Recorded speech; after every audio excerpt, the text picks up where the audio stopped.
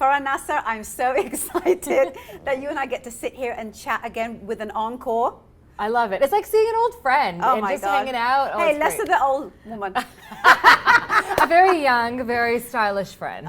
You know what the great thing is about having you back is that you are back off of the award that you got at ANOKHI 13 this year. I want to know how someone as accomplished as you and as humble as you feels about being given an award by your own community. I think it's the best kind of award to get because it's people that you see and that you see at events and that are doing the same thing as you. I mean, your awards, I mean, the ANOKHI Awards honor people who really think outside the box, who are trying to achieve things, who are trying to inspire people, to enlighten people, and to have someone like yourself and the team, and also people we see all the time to recognize me. I can't tell you how grateful and how thankful I am for it. Oh, sweetheart, and that's what I love about you. You're always so humble. You've accomplished so many things. And I believe that my feeling on you is that your accomplishments are based out of your true belief in the things that you do. I mean, you've always been like this hard news personality. I mean, you've worked with a slew of different broadcasters. You've worked in different countries. You've been educated in different countries too. Tell me why you decided to kind of stay in Canada and just do what you do with news here when you've worked in India for CNN. Mm-hmm. You also did education at Westminster as well. Why here? Is this home for you? You know what, it's home, but it's also, we're just so lucky to be in this country, and specifically me, I'm a Muslim woman. I'm a broadcaster in this country. There's not a lot of places. I mean, there's a lot of places like the States, but even in the States, you get a lot of flack for things, especially based on my religion. But even when you think about Europe, Canada's just such an accepting, tolerant place. Yeah, there are Indian women, there are Muslim women on television, whatever. But here, I'm accepted, and my view is seen as that of my peer, who's a white man. You're treated differently. Just thinking about the story that's this week about the burkini, for example. Right. Like, that's France. Yes. That's a first world country. That's somewhere where we vacation, where we go. That's in France. Yes. Do you know what I mean? It's unbelievable. I don't want to work in the States. I don't want to work in Europe. I want to be here. There's nowhere I'd rather be. There's nowhere I'd rather raise my kids than this country and this city. Mm-hmm. And it's really interesting you say that because, being born and brought up in England, I've spent the last 20 years here, Farah, and, a lot of that time has been with ANOKHI, and, you've been there from the get-go. Every single time I've said, look, Farah, I know you're busy, but I'd love for you to come out and do this. You don't even hesitate. You are there to support. I think that has, I'm going to correct myself. I know that has a lot to do with the fact that you truly do believe in the value of giving back to your community, and you do it in so many different ways. I want to talk about that part of your portfolio, which we didn't really get to touch on the last time that, we sat together and chatted. Talk to me about why you feel the give back is important to you as a woman. I think it's because when I started out, there weren't, and you know what, Raj, when you started out, there weren't a lot of people like us. I remember when the first time we met, you might not even remember this, but was when you were on Rogers in Mississauga. It was so many years ago. You were on that show Daytime in Mississauga. Yes. Do you remember that? I wasn't hosting it, but I was there that day and I got introduced to you. And I remember thinking, like, I have goosebumps thinking about it. Like, this is so cool. This is a woman who has a magazine reflecting me. Right. There's no such thing as that. When we started out, there was Monica Diol. I don't know if you know who she is. I totally remember her. So it was Monica Diol. It was Minita Rajpal eventually, who ended up at CNN. And there weren't a lot of female broadcasters. And there was no one to look up to. In fact, my parents were like, you're wasting your time. You're never going to be, nobody's going to put you on TV, Farah. Like, let's be real. It's not going to happen. Yeah. My dad said that. My mom was a bit more like, you can do anything. But anyway, it's still like they had a hard time kind of figuring out how I could do this. And I remember, in fact, I was like, okay, what about acting? Because I love broadcasting. I love the art of performance. And my dad was like, acting, forget it. There's not, Indian people don't even belong in screen. And you see like people like Husma Devji right now, or, there's so many now, Absolutely. Oprah Chopra. Like, so it's something that a long time ago didn't exist, and that's why I want to be there for this new generation. And giving back to me is so important in terms of not only mentoring young people, but being a champion for young people. Yes. Saying to my news director, look, this is a broadcaster. She's really good. She loves the news. She understands, and we need to put her on television because she has it, And it's that kind of thing to me that's so important to give back. And you were celebrating people at these awards. And people in the audience, forgetting the people who were on stage. People in the audience look at that stage and think, wow, I can do this. I can do this. Yeah. I can do this. And parents in the audience think, my kids can do this, or Yeah. my grandkids can do this. And this is respectable. Absolutely. And that's the worst part, right, Farah, is when you and I started out and the challenges we had, our challenges, unfortunately, are still there in our community, right? And I talk about this over and over again. I know that my audience, may get bored of hearing it, but it's so still in existence that I feel I need to keep talking about it until it's not there anymore. And that is, unless you're a doctor, dentist, or lawyer, right, you're not considered authentic in your choice and your career path, right? And I've talked about this so many times, Farah. You were one of the few people that kind of spent the same amount of time. Your parents spent the same amount of money that they would have if they would have, put you in one of those careers. But those careers have a guarantee at the end. You know that if you go to dental school, you're going to have a job. Right. You know that you're going to have a job, but you don't know that. Yeah. Right? But you still did it. Why? Because I believe that you truly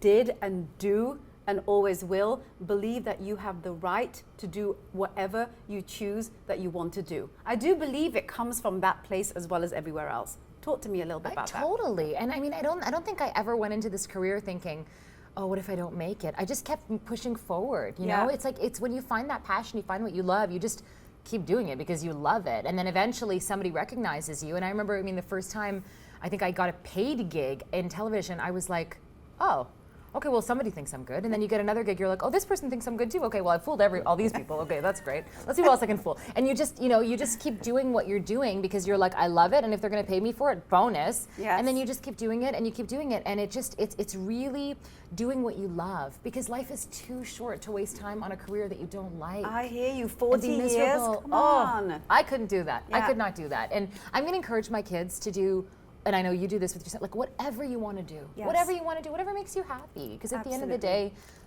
that's what it's all about, right? Absolutely. And you want to feel like you've done something and you've made a difference. And to me, whenever I cover a story that I feel like has instituted change, has changed policy, has changed conversations, Yes. has enlightened people, has even just opened the mind just even a tiny little bit, that to me is a victory. That to me, that makes me so happy. And I believe that, being that you're a mom as well, you've got these two beautiful children, I believe that that's even more infused in your ideology as a person, right? We want our kids to grow up in a society where they have the right to choose their career path and for it to be valuable and credible with everything else that people choose to do, right? Totally. That's a part of Canada. Totally. And that's that depends on like pretty much anything you do. And when we talk about, and there's people who will sit and say, well, they don't talk in the media, they don't talk, they have such a negative view on Islam, or they have such a negative view on immigrants, blah blah blah. Well, it's because if you think that, that's fine, but we need to be in the news to constitute. We need to sit at the table to have the discussion, right? So if you're watching a newscast and you're saying, well, why do they have this view? There needs to be more ethnic reporters. There needs to be more, managers in media. It can't just be the same type of people who have run things for years and years and years. Things have to change. And once things change, then we will see change, and that'll be reflected in society. Absolutely. Why did you choose to stick with the kind of news realm of journalism? Like, you love that. I do. I know people are always like, why didn't you do entertainment? You couldn't interview celebrities. Because you've got that great personality. Right? You got the personality where Thank I you. feel people would just tell you stuff, right? You too. Yes. You too. People tell, no, I do. I know. People tell me that I sometimes have a sign on my forehead that just says, "Tell me your story." I'm sure you too. We sit down and people just open up to us, Absolutely. and it's so wonderful. You feel so good, and I love that. But it's I don't know. I love the news. It just goes back to when I was young. Like we would just always watch the news, and it taught me about history, and I love history, and I love politics, and learning about how things work, like how our society works, how all these little key pieces work to make things, to bring things together. And I think it's really important because you want to know the news because it's where you live, it's who you interact with, it's who you voted for, it's that kind of stuff. So to me, that's just amazing, and it's like a front row seat to history. Absolutely. Like I get to go to these events and interview. Like yesterday, I interviewed a 110-year-old man, the oldest man in Canada. I was like, this is great. I would never be able to meet you if I wasn't working in the news. Exactly. Or interview the Prime Minister one day, or go into a homeless shelter. Like it's just things that you just wouldn't do on a daily basis. For me, it's all about experiences, and you get to have so many cool experiences doing my job. How do you feel about the experiences that you get to, be a part of when you're dealing with something that is extremely negative? Like, I mean, obviously some of that kind of comes home with you. Home, not really the physical realm of home, but just kind of the home within your head space, your heart space. Oh, like, how do you deal with that? It is hard. It's gotten hard. After my son, it was hard. After my daughter, now it's even harder. When there's stories about kids, there have been so many times where I've done my best. Like, I literally pinch myself like this while I'm on the desk sometimes when there's stories, because I feel like I'm just going to lose it. Because you hear, especially stories about children, like you said, or disparity, people who are really poor, or things happening in other parts of the world. This whole Syrian immigrant crisis, like I'm a human being at the end of the day. You know, there's a lot of broadcasters who say they have to detach, but I don't know how they do that. Like, I wear my emotions on my sleeve sometimes. So I know our viewers sometimes probably watch and say, okay, she needs to pull it together. Because but it's who I am. I'm empathetic, just like you, and it's really hard to pull yourself away. That's a work in progress for me.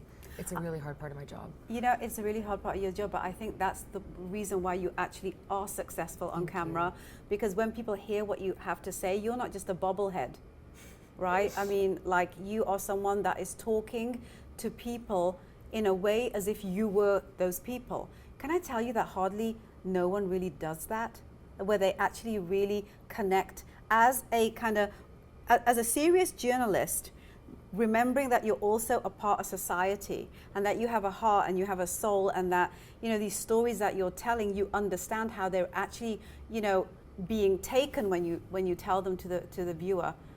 That's a really, really magical place to be as a news broadcaster and as an anchor. Thank you. I feel that really is the magic you should never lose.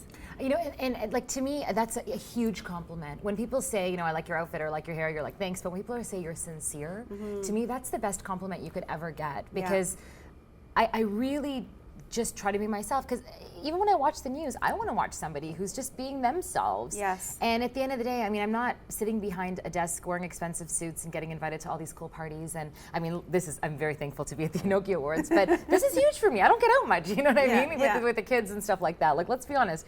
So it's always such a pleasure. I'm always so grateful and so thankful for that.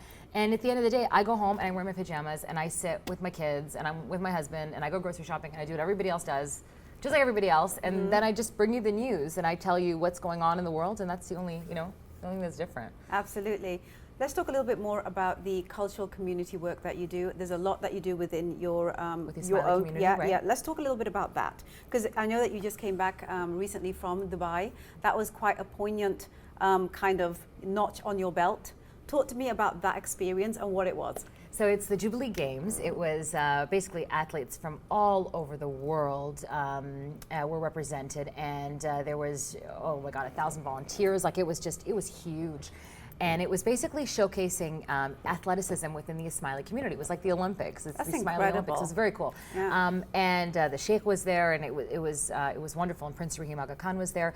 And I think what was really cool about it was, again, this is something else, Raj, that we don't recognize in our community: athleticism. Yes. It's not something that's pushed on our kids. Yes. It's go to Kumon, learn math, do sciences, but athletics is very important, and Absolutely. It's incredible. And there is so much talent in our community. I couldn't believe it. Like, the basketball team from Tajikistan creamed everyone at the Jubilee Games. Like, we were like, these guys, they barely have anywhere to practice, and they beat Team USA, Team Canada. No way. Yeah, like, it was just so cool to see that. There was a cricket match between India and Pakistan, and that was so cool. And so all these kind of things that.